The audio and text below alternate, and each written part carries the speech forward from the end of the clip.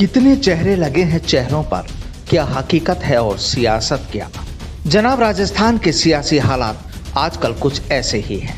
कौन किसका है, कौन पराया, अब तो इन्हें भी शायद समझ नहीं आ रहा। लेकिन हाँ, एक बात तो साफ है कि इन दिनों सूबे की सरकार के खिलाफ काफी तंज कसे जा रहे हैं। कोई पंछी उड़ा रहा है और घोंसलों पर कब्जा जमा रहा है, तो कोई इन पर भरोसा नहीं कर रहा। कोई सरकार पर ही बात सुनने का इल्जाम लगा रहा है, तो कोई कहता है कि हम कान नहीं लगाते। ये माननीय कहते हैं कि ये इनकी नहीं सुन रहे। कोई कहता है कि अब तो कुनबा बढ़ना चाहिए, तो कोई कहता है कि सोचने के लिए क्लास लगनी चाहिए। जनाब, जब से सूबे में कोरोना का वायरस कम हो रहा है, तब से सियासी वायरस कुछ इस कदर अपने पैर फैला रहा है कि जनता भी तमाशा देख रही है। और वजह यह कि ये जो सब कुछ हो रहा है वो चिड़िया के इस ठिकाने पर हो रहा है। ट्वीट कहते हैं जनाब इसे। सोशल मीडिया का पढ़ा लिखा ठिकाना और नेताओं का तो पसंदीदा ठिकाना है ये। दिल की बात बस मोबाइल के ही जरिए यहाँ कही जा रही है और फिर जवाब भी यही मिल रहे हैं। सब कुछ खुलेआम।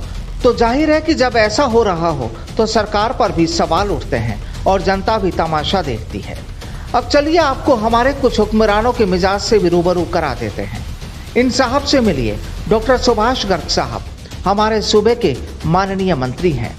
जनाब, गुजरी रात करीब 11:15 बजे इन साहब को चिड़िया की याद आई और लिख डाला, ये मौसम ही है ऐसा, आतुर है परिंदे घोंसले बदलने के लिए। साहब, कांग्रेस के कई नुमाइंदों ने इस लेखनी को पसंद भी किया। आखिर शायराना अंदाज में बात जो कही गई, लेकिन ये समझ नहीं आया कि रात 11:15 बजे आखिर इनके गार्डन में कौन से परिंदे उड़ रहे थे और वहाँ कौन से घोंसले बदले जा रहे थे। खैर, अब इनकी जो भी सोच रही हो, लेकिन इतना तो है कि सियासत करने वालों ने इसे सियासी भी माना है। और फिर उसी ठिकाने पर इन साहब ने गर्ग साहब की बात पर अपनी बात भी रख दी। ये लिखते हैं, कुछ परिंदे खुद का घोंसला कभी नहीं बनाते, वे दूसरों के बनाए घोंसलों पर ही कब्जा करते हैं।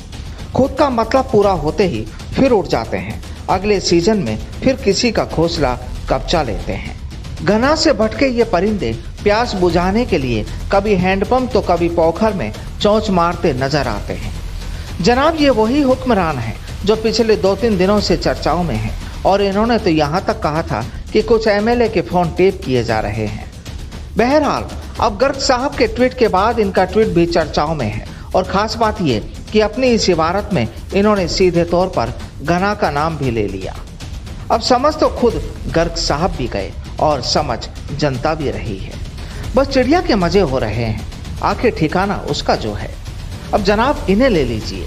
यूं तो फिलहाल किसी पार्टी के नहीं, लेकिन अपने इलाके के एमएलए हैं। तेज तर्रार और काफी अनुभवी माना जाता है इन्हें, और हैं भी, इसमें भी कोई दो राय नहीं। अब साहब, जब सूबे में ऐसा चल रहा हो तो वो इन्हें गवारा नहीं हुआ और शायद इसीलिए आज सुबह ये भी चिड़िया के इस ठिकाने पर पहुंच गए। आज सुबह ही इन्होंने भी यहाँ कह दिया कि घोर अनुशासनहीनता के चलते राजस्थान प्रदेश कांग्रेस कमेटी को प्रदेश स्तरीय चिंतन शिविर का आयोजन करना चाहिए। ये समझ तो बननी ही चाहिए कि हम महात्मा गांधी और पंडित नेहरू की विरासत के सेवक हैं।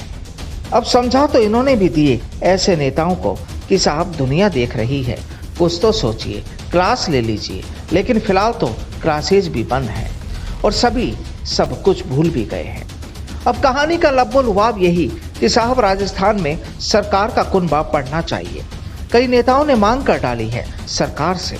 आखिर इनकी भी तो यही परेशानी है कि कुछ तो करो सरकार। और इसी उम्मीद से ये लाल किले के शहर में पिछले 4 दिनों से डेरा जमाए हुए हैं। यूं तो इनका घर भी है वहाँ, लेकिन चर्चाओं में है। आखिर यहाँ भी इनके मिलने मिलाने वाले पहुँचते ही हैं। अब वो किस घर से आए कौन जानता है। ये भी तो यही चाहते हैं कि कुछ तो हो, किसी को कुछ तो मिले। आखिर दर्द का इजहार तो इन्होंने भी किया ही था और फिर हाल ही के दिनों में इनके अपनों ने भी सरकार को खींचना शुरू कर दिया। बहरहाल, कहानी यही कि अब इनके अपने ही बोलने लगे हैं। बस चुप हैं तो ये, क्योंकि जब तक ये नहीं बोलेंगे तब तक कुछ हो नहीं सकता। और डर तो ये भी कि कहीं फिर पंचायत चुनाव का बिगुल बज गया तो जनाब, सावन भी गुजर जाएगा, सूखा ही। Bureau report, the fact India.